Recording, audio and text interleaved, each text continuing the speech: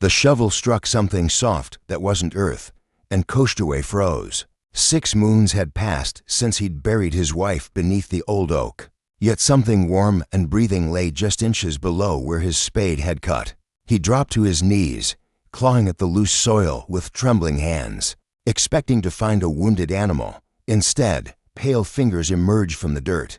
Then a round face gasping for air.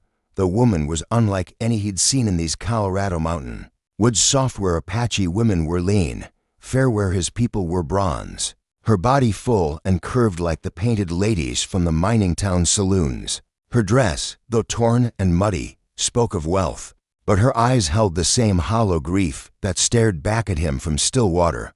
"Please," she whispered, dirt spilling from her lips. "Don't let them find me." Koshtuwe pulled her free, his warrior's strength lifting her easily despite her substantial frame. She collapsed against him, her body shaking with more than cold. Through the fabric of her dress, he felt the rapid beating of her heart, wild as a trapped rabbit's. "Who buried you alive?" "White woman." His English came rough, unused since trading. "With the settlers. My husband." The words cracked like winter ice. "Mortimer discovered my weakness, said a dead wife was better than a ruined one." Koshtuwe had learned the white man's cruelty firsthand when they'd poisoned his wife, Ayanna, for refusing to leave her sacred grounds. But this burying a woman alive for some perceived shame, this was a darkness that made his Apache blood boil. The woman struggled to sit up, her full frame settling against the earth with surprising grace. "I'm Cordelia Ashworth. I am the banker's wife in Millbrook Valley." She touched her throat where purple bruises bloomed like deadly flowers. "I suppose. Since I'm meant to be dead, why did he not simply divorce you?" A bitter laugh escaped her lips. "Because then he'd lose my father's money, and because," she looked away, shame coloring her cheeks, "because I loved someone I shouldn't have. Someone whose skin was darker than snow." Understanding passed between them like lightning. Koshtuwe saw his own story reflected in her pain, the way love could make outcasts of them both. His fingers found the medicine pouch at his neck, where he kept Ayanna's final braid. "The dead cannot be buried twice," he said, offering his hand. "Come, the living must find new ground." As Cordelia grasped his fingers, something shifted in the mountain air, to broken hearts, to different worlds, to people who'd lost everything, to the hatred of others. The earth that had nearly claimed her life now seemed to pulse with possibility. Behind them, the oak tree stood sentinel over Ayanna's grave, its roots deep enough to hold secrets, its branches wide enough to shelter new beginnings. Cordelia's legs buckled after 3 steps, her body still weak from near death. Without hesitation, Koshtuwe swept her into his arms, carrying her toward the hidden canyon where he'd made camp since leaving his tribe. Her soft weight felt foreign against his lean frame, yet somehow right, like a missing piece finding its place. "You don't have to do this," she whispered against his shoulder. "I'm nothing but trouble for you. Trouble already found me when the whites killed my wife. You are just different trouble." The canyon opened before them, sheltered by towering red rocks and fed by a gentle stream. His tipi stood beneath a cluster of pines, decorated with symbols of protection and mourning. Cordelia stared at the geometric patterns, painted in ochre and charcoal. "It's beautiful," she said as he set her down beside the fire pit. "Ayanna, was she your wife's name?" "You said it when you were digging." Koshtuwe's hands stilled on the kindling. No white person had ever asked about Ayanna, let alone remembered her name. She was everything: healer, storyteller, keeper of old ways. The settlers wanted our land for cattle. When she refused to leave, they put poison in the stream. Cordelia's eyes filled with tears, not pity, but genuine grief. "I'm sorry. To lose someone you love to hatred. I understand. You said you loved someone with dark skin. What happened?" Her fingers worried the torn lace of her dress, running bare. "He worked at my father's ranch before I married Mortimer. We fell in love that summer before my wedding. I thought it was just youthful foolishness, but..." She looked up at Koshtuwe with eyes that held a decade of regret. "I never stopped thinking about him. When Mortimer found Running Bear's letters in my jewelry box, he went mad with rage. Running Bear of the Southern Cheyenne?" Koshtuwe's voice sharpened with recognition. You know him. He is my blood brother. We fought side by side against the cavalry 5 summers ago." Koshtue's eyes studied her face with new intensity. He spoke of a golden-haired woman who held his heart, said she married another but still visited him in dreams. Cordelia's hand flew to her mouth. "He's alive?" "Mortimer said he'd been killed in a raid." "Your husband lied. Running Bear lives, though his spirit has been broken since losing you." Koshtue stirred the growing fire, watching sparks dance toward the stars. "Perhaps this is why the earth gave you back to us." The spirits rarely waste such dramatic gestures. That night, as Cordelia slept wrapped in his buffalo robes, Koshtue sat guard beside the fire. Her presence changed everything. For 6 moons, he'd been a ghost haunting these mountains, living on grief and vengeance fantasies. Now, watching her peaceful face in the firelight, he felt something he'd thought died. With AIYANA-hope. But hope was dangerous. She was a white woman, wealthy and educated, while he was a lone Apache with a bounty on his head. And she loved his brother, still, as dawn painted the canyon walls gold. Koshtue found himself planning not just survival, but a future that might heal them all. 3 days passed in the canyon like a fever dream. Cordelia's body healed from her burial, but her spirit remained raw as a winter wind. She helped Koshtue with camp duties, grinding corn, tending the fire, mending his hunting shirt with delicate stitches that spoke of a privileged upbringing. "You don't have to do women's work," he told her, watching her struggle with unfamiliar tasks. "What else am I good for?" The bitterness in her voice cut deeper than any blade. "I can plan dinner parties and paint watercolors. I can speak French and play piano. But I can't even start a proper fire without your help." Koshtue set down his bow and moved to where she knelt beside the stream, scrubbing his buckskins with hands already raw from the rough soap. "In my world, work is not divided by man or woman, but by what serves the people. You have strong hands and a willing heart. That matters more than your French words." She looked up at him, water dripping from her fingers. "Your world, you speak of it like it's gone." "It is. My tribe cast me out when I couldn't save Ayana. They said my grief made me dangerous to the people." He sat beside her on the riverbank, close enough to feel the warmth of her body. "A warrior without a tribe. A husband without a wife. I am nothing now." "You're not nothing." Her hand found his, soft fingers tracing the scars on his knuckles. "You saved me. You gave me purpose when I had none." The touch sent fire through his veins, but he pulled away. "You love Running Bear." I loved a memory of Running Bear, a boy's promise made in secret. She continued washing the leather, her movements more confident now. "But love changes, doesn't it? Sometimes it grows stronger. Sometimes it transforms into something new entirely." That evening, as they shared rabbit stew beneath a canopy of stars, Cordelia spoke of her marriage, how Mortimer had been kind at first, before gold fever and social climbing poisoned his heart. How she'd grown soft and sad in his grand house, eating her loneliness until her body reflected the emptiness of her soul. "I was dying long before he buried me," she admitted, "just dying slower, with better food and silk dresses." Koshtue told her of his courtship with Ayana, how they'd raced horses across the mesa, how she'd beaten him at wrestling, how her laughter could call rain from clear skies. But even as he spoke of his dead wife, his eyes kept drifting to Cordelia's face in the firelight. "She sounds perfect," Cordelia said without jealousy. She was. "But perfect things are not meant for this world." He stood, restless energy driving him to pace. "Tomorrow I take you to Running Bear's camp. He's wintering in the valley beyond Devil's Pass." Something flickered across Cordelia's features, disappointment. Relief, of course. That's what I want." But neither of them slept well that night, lying on opposite sides of the dying fire, both acutely aware of the other's breathing, both fighting desires that could destroy everything they were trying to rebuild. In the darkness, before dawn, Koshtue heard her whisper, "What if love isn't about finding the perfect person, but about becoming perfect for someone imperfect?" He pretended to sleep, even as her words carved themselves into his heart. The journey to Running Bear's camp took 2 days through treacherous mountain passes. Cordelia rode behind Koshtue on his paint horse, her arms wrapped around his lean waist for balance. With each mile, She felt him pulling away, not physically, but in all the ways that mattered. "Are you eager to see him again?" she asked during their second night, as they camped beneath a shelf of red rock. Koshcheway poked at the fire with unnecessary force. "Running Bear is a good man. He will treat you with honor." "That's not what I asked." He was quiet for so long. She thought he wouldn't answer. Finally, he said, "I am eager to see you happy." "What if I'm not happy? I mean," she pulled the blanket closer round her shoulders. "What if 10 years have changed us both too much? Then you will learn to love again. The heart is stronger than we believe."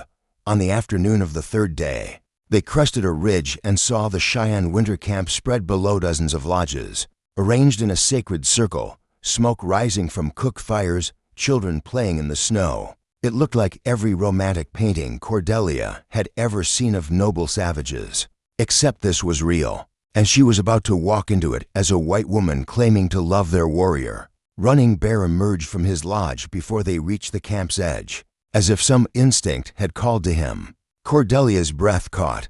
He was still beautiful, tall, and proud, with the same gentle eyes she remembered, but he was thinner now, marked by hardship, and something vital seemed dimmed in him. His face went white when he saw her. "Cordelia?" "But you are," your husband said. "I know what he said." She slid down from the horse, her legs unsteady. "Hello, Running Bear." For a moment, they simply stared at each other, the banker's wife and the Cheyenne warrior, separated by a decade of different lives. Then Running Bear stepped forward and took her hands in his, and Cordelia felt nothing, no spark, no recognition, no sense of coming home. Just sadness for what they'd both lost to time and circumstance. "I mourned you," Running Bear said softly. "For 3 winters, I mourned you. I mourned us too." She squeezed his hands gently, then released them. "But I think we were mourning something that was never meant to survive this world." Behind her, she heard Koshcheway dismount, his moccasins crunching in the snow. Running Bear's eyes went to his blood brother, and understanding passed between the two men, the kind of wordless communication that comes from shared battles and deeper bonds. "Brother," Running Bear said in Apache, "you bring me a ghost. I bring you a choice," Koshcheway replied in the same tongue. That night, the 3 of them sat around Running Bear's fire, speaking carefully round the truth they all recognized. Cordelia watched the 2 men, how Running Bear's eyes kept drifting to her with gentle regret, how Koshcheway stared into the flames as if seeking visions there. "I have a confession," she said finally, her voice steady in the flickering light. "I didn't ask Koshcheway to bring me here because I still love you, Running Bear. I asked because I was afraid of what I was beginning to feel for him." Both men looked at her with surprise, but it was Koshcheway's sharp intake of breath that made her heart race. "Fear makes cowards of us all," Running Bear said with ancient wisdom. "But love requires the courage of 10 warriors." The Cheyenne winter camp erupted in gentle chaos when Cordelia's story spread. Women gathered around her with curious eyes, touching her golden hair and soft skin like she was some exotic bird blown off course by winter storms. The men watched Koshcheway with calculating gazes, wondering what game he played, bringing a white woman to their sanctuary. Old woman singing sat cross-legged beside Cordelia in Running Bear's lodge, her weathered hands working intricate beadwork while she spoke in halting English. "You love the Apache." Cordelia's cheeks burned. It's complicated. Love is simple, everything else complicated." The old woman's eyes crinkled with ancient humor. "Running Bear, he good man, but his heart broke when he lost you first time. Now it heals around new shape. You understand." Through the lodge flaps, Cordelia could see Koshcheway and Running Bear sitting by the central fire, talking in low voices. Their conversation looked intense, full of gesture and meaning she couldn't parse. What are they discussing? Men always think they decide women's hearts. Old woman singing snorted with amusement. They decide nothing. Heart chooses its own path. That evening, Running Bear approached Cordelia as she helped the women prepare the communal meal. His face held the peaceful resignation of a man who'd finally released a long-held dream. "I have spoken with my brother," he said quietly. "We have decided." "You've decided?" Cordelia's voice carried enough steel to make several women look up from their work. "About what, exactly?" Running Bear blinked, clearly not expecting resistance. about your future. Koshtuwe will take you to the Mexican territories, where a mixed couple can live without persecution. I will provide horses and supplies for the journey." Cordelia set down her grinding stone with deliberate care. "And did either of you think to ask what I want? We want what is best for you. No. You want what is easiest for your consciences." She stood, brushing cornmeal from her hands. "You want to package me up like a problem solved so you can both get back to your guilt and loneliness." The camp had grown quiet, conversations dying as her raised voice carried across the evening air.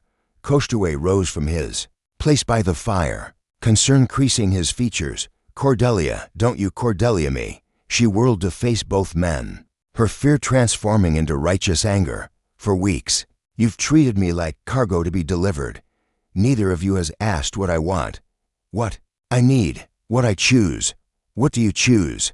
Koshtuwe's voice was barely above a whisper. She looked at him, really looked at the man who'd saved her from a living grave, who'd shared his food and fire without asking for anything in return, who'd carried her grief as gently as he'd carried her body, the man whose presence made her feel alive for the first time in years. "I choose to stop being afraid." She walked toward him, her heart hammering against her ribs. "I choose to stop letting other people decide my worth. And I choose you, if you'll have me." The entire camp held its breath. Somewhere in the distance, a night bird called, its cry wild and free. Koshtuwe stood frozen, his dark eyes searching her face for any sign of doubt or desperation. "You barely know me. I know you're kind to wounded things. I know you honor the dead without being enslaved by them. I know your hands are gentle and your heart is true." She reached for those hands now, calloused and strong and trembling slightly under her touch. "I know I'd rather face an uncertain future with you than a guaranteed past with anyone else." Spring came early to the mountain valleys that year, as if the earth itself was eager for new beginnings. Koshtuwe and Cordelia made their camp in a hidden meadow 3 days' ride from the Cheyenne winter grounds, close enough for safety, far enough for privacy. They built a small cabin from pine logs and mountain stone, their hands learning to work together like their hearts were learning to trust. "I'm not good at this," Cordelia confessed one morning, watching her attempt at corn cakes burn over the fire. Her soft hands were finally developing calluses, but her cooking skills remained questionable. Koshtuwe rescued the breakfast with practiced ease, his movements around the hearth fluid and sure. "Good at what?" "Living, being useful, being the kind of woman a man like you needs." She gestured helplessly at her failures. "Look at me. I can barely survive a week without servants." He set the salvaged cakes aside and pulled her into his arms, marveling as he always did at how perfectly she fit against him, her softness complementing his angles, her pale skin luminous against his bronze. "You think I need a woman to cook and clean?" His breath warmed her ear as he spoke. "I need a woman who makes me remember why life is worth living. You do that every morning when you wake up beside me." Their first months together were a careful dance of discovery. Koshtuwe taught her to track deer through morning frost, to read weather in cloud formations, to find medicinal plants in forest shadows. Cordelia shared her knowledge of letters and numbers, reading to him from the few books she'd salvaged from her old life, helping him understand the white world's laws and customs. But it was in the quiet moments that they truly learned each other. The way Cordelia hummed while mending clothes, her voice weaving melodies that seemed to heal something broken in his chest. How Koshtuwe would sit motionless for hours, carving intricate patterns into leather, his concentration so complete it bordered on meditation. "What are you thinking about when you do that?" she asked one evening, watching him work by firelight. "Everything. Nothing. The way your hair looks like corn silk in the morning sun. Whether the deer will return to the eastern meadow. How my grandmother's hands moved when she worked." He set down his awl and touched her cheek. "Mostly I think about how strange it is to be happy again." Their love was different from anything either had known before, not the desperate passion of youth, or the comfortable routine of marriage, but something deeper. A choice made daily to see past surface differences to the souls beneath. The test came in late summer when a cavalry patrol found their valley. Cordelia heard the horses before she saw them, and her blood turned to ice. 6 soldiers in dusty blue uniforms, led by a captain with cold eyes and a familiar sneer. Mrs. Ashworth, Captain Morrison called, dismounting near their cabin. "Your husband's been worried sick about you."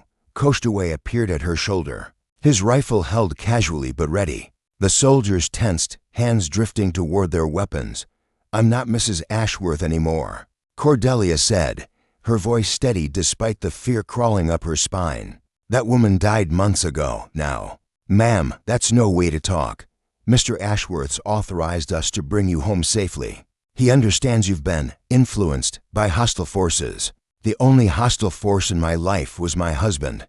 She stepped closer to Koshtuway, feeling his strength like a shield at her back. "I'm exactly where I choose to be." Captain Morrison's eyes narrowed as he took in her appearance: sun-darkened skin, buckskin dress, hair braided with feathers and beads. She looked nothing like the pampered banker's wife he'd expected to rescue. "Ma'am, I'm afraid that's not your choice to make. A woman's place is with her lawful husband, not living in sin with a savage." The word hit like a physical blow, but Koshtuway remained motionless, his breathing steady. Cordelia felt his restraint like a coiled spring, knew that 6 men with rifles were nothing to a warrior protecting what he loved. "Then you'll have to kill us both," she said simply, "because I'm not leaving." The standoff stretched like a bowstring in the mountain air. 6 cavalry soldiers, weapons drawn, facing a lone Apache warrior and a woman who'd chosen love over safety. In the distance, thunder rolled across the peaks, promising the kind of storm that could wash away more than just the summer dust. Captain Morrison's hand rested on his pistol grip, his calculating gaze moving between Cordelia and Koshtuway. "Mrs. Ashworth, you're clearly not thinking straight. This savage has filled your head with lies." "This man saved my life when my husband tried to murder me," Cordelia said, her voice carrying across the meadow with surprising strength. "If that makes him a savage, what does it make the civilized man who buried his wife alive for loving someone?" One of the younger soldiers shifted uncomfortably, and Morrison shot him a warning glare. But doubt had been planted, and Cordelia pressed her advantage. "Did Mortimer tell you how he found me? Did he mention the shallow grave, the dirt in my lungs, the way I clawed at the earth trying to breathe?" Her words came faster now, powered by months of suppressed rage. "Or did he just tell you his poor wife had been kidnapped by Indians?" "That's enough." Morrison's voice cracked like a whip. "You're coming with us. The Apache can walk away, or he can die where he stands." But as the captain spoke, shadows moved in the tree line round the meadow. One by one, Cheyenne warriors emerged from the forest, running Bear, Old Wolf, Standing Cloud, and a dozen others, painted for war and armed with both traditional weapons and modern rifles. Morrison's confidence evaporated as he realized they were surrounded. "What is this?" Running Bear stepped forward, his voice calm as still water. "This is what happens when you threaten family. She's not your family. She's a white woman. She is our sister now." Running Bear's hand rested on his tomahawk. "Blood makes family, but choice makes it stronger. Koshtuway is our brother. She is his woman, so she is ours to protect." The captain looked frantically between the warriors surrounding his men and the couple standing united before him. His military training warred with his survival instincts, and survival won. "This isn't over," he said through gritted teeth. "Mr. Ashworth has powerful friends. He'll see you all hang for kidnapping. Let him try." Koshtuway spoke for the first time, his voice carrying the quiet authority of a man who'd faced death many times. "Tell Mortimer Ashworth that his wife died as he planned. What rises from that grave is someone new, someone he has no claim on." As the soldiers mounted their horses, Morrison turned back one final time. "You're making a mistake, ma'am. You'll never be accepted in his world or yours. You'll live as outcasts until the day you die." Cordelia looked around the meadow at the cabin she and Koshtuway had built with their own hands, at the warriors who'd risked their lives to defend her choice, at the man whose love had taught her what it meant to truly live. "Captain," she said with a smile that held all the freedom of the mountain sky, "I've been dead. Being an outcast is infinitely preferable." That night, after the warriors had returned to their camps and the danger had passed, Cordelia and Koshtuway sat by their fire watching the stars wheel overhead. In the distance, wolves sang their ancient songs to the moon. "Do you ever regret it?" He asked quietly, "Giving up your old life for this uncertainty?" She curled against his side, her head finding the hollow of his shoulder that seemed made for her. "Every morning I wake up beside you. I remember what it feels like to choose my own destiny. I've never regretted anything less." Years later, travelers would tell stories of the strange couple who lived in the high meadow, the Apache warrior, and his golden-haired woman who'd carved a life from wilderness and will. Some called them outcasts, others called them free, but those who knew them best simply called them happy. And in the end, perhaps that was the most radical choice of all, to broken hearts, choosing to heal together, proving that love could flourish, even in the hardest ground, even when the whole world said it was impossible. Their children would grow up bilingual and beautiful, bridges between worlds that had too long been enemies. Their grandchildren would carry the story forward, reminding future generations that sometimes the most profound transformations begin with the simple courage to reach out a helping hand to someone buried alive by life's cruelties. The earth that had once nearly claimed Cordelia's life became the foundation for something new, a love that grew like wildflowers in unlikely soil, beautiful and resilient and utterly, completely free.